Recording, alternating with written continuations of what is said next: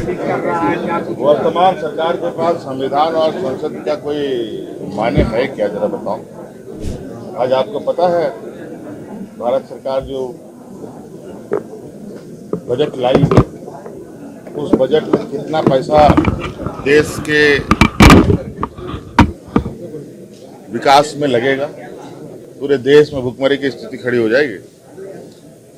आज जो देश का मजबूत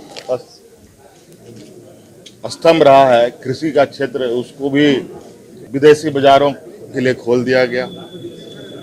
अब विदेश से आने वाले कृषि यंत्र हो, अनाज हो, वो अब भारत के बाजार में बिकेंगी।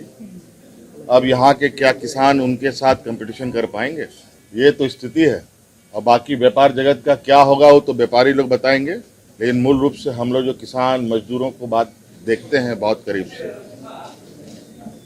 उनका क्या हश्र होने वाला है केंद्र की नीतियों से, और उनके नीतियों पर बात करने पर मनाही है वहाँ पर। अब इसमें प्रतिक्रिया देना क्या, उसका अब प्रतिक्रिया नहीं, अब असर आप लोग देखेंगे।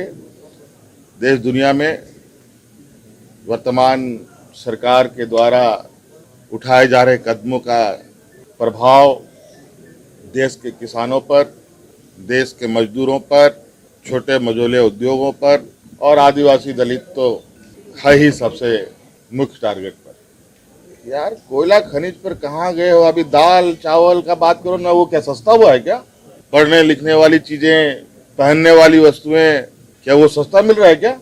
अब कोयला पे चले गए हैं, लोहा पर चले गए हैं, सोना चांदी पर चले गए हैं। अब इन वस्तुओं की हालत तो देख लीजिए। असम ही ना एक राज्य है जो बगल के राज्य से, वहां लग रहा था कि आज के दिन में भी हम गुलाम के चंगुलों से, अंग्रेजों के गुलाम जो पहले हम लोग हुआ करते थे, उसके चंगुल से अभी भी निकले नहीं। ये हालत है। 100-150 साल से रह रहे देश, आजाद होने के पहले से लोग अपनी मान्यता, अपने अधिकार के लिए जूझ रहे हैं, आवाज उठाते हैं तो मारे जाते हैं।